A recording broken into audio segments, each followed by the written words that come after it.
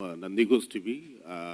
Let me ask you, sir, if any false and frivolous allegations are made, because there is a common belief that ruling party doing all kinds of mischievous, and you have been told by all the political parties, as you told.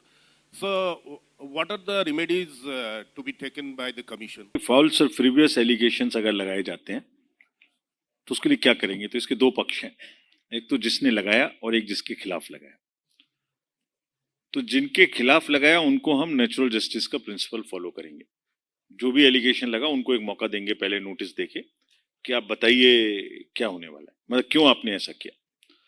उनका जो पक्ष है वो सुने बिना हम उस पर कोई निर्णय नहीं लेंगे। पहली बात तो ये होगी। जिन्होंने झूठा आरोप लगाया उनको भी ये अवेयर होना चाहिए कि वो झूठा आरोप लगा के माहौल को खराब नहीं कर सकते। ये उनको भी स्पष्ट इसके विषय में, अगर हमें झूठ की बात मिलेगी जो मतलब काउंटर होने से, ये भी हो सकता है कि उनका पक्ष है वो सोचते हैं कि ये झूठ है, उनका पक्ष है वो सोचते हैं नहीं है। So there is a system by which we take that decision, but we will not act without giving, following the principles of natural justice, giving an opportunity to explain.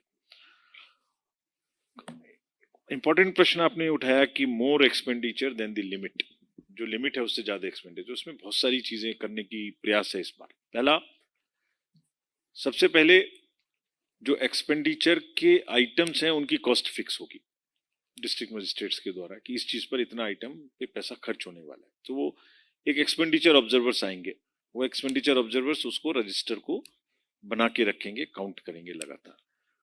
उसके बाद में सी विजिल, मैंने आपको बताया, हमें उम्मीद है बहुत जगह में इससे कंट्रोल करने में मदद मिली है राज्यों में। सी विजिल के माध्यम से बहुत सारी ऐसी कंप्लेंट्स आई कि जिसमें वो लोग एक्सपेंडिचर कर रहे हैं इरेगुलर, और वो देखने में मिला। मुझे उम्मीद है कि यहाँ भी ऐसा जरूर होगा।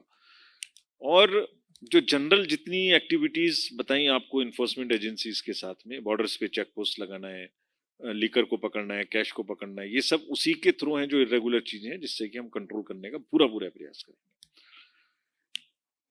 73% वोटिंग को बढ़ाने के मैंने आपको स्पष्ट आइडेंटिफिकेशन बताया कि this many constituencies are below the state average which is 73, so many are below the national average which is 67। तो 100% होगा नहीं होगा ये तो मैं नहीं कह सकता, लेकिन जैसे बार बार आपके थ्रू अपील कर रहा हूं कि वोटर्स जरूर वोट देने आए, 73 से ऊपर जाने के मल्टी प्रोंग्ड स्ट्रेटेजी अपनाई है हमने।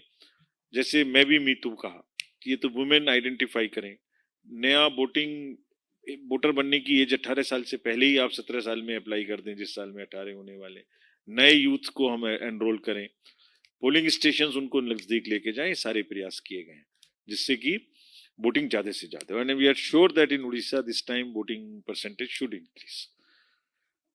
The areas of concern, mainly voting is one area of concern कि लोग ज्यादा से ज्यादा निकल के आए।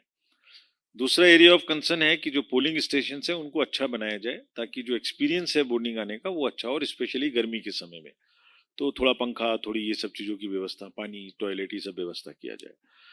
देन जो पर्सन्स विद डिसेबिलिटीज और सीनियर सिटीजन्स हैं, वेरी सीनियर सिटीजन्स, उनको निश्चित रूप से या तो घर पर या तो वहां आने में सारी सुविधा प्रदान की जाए।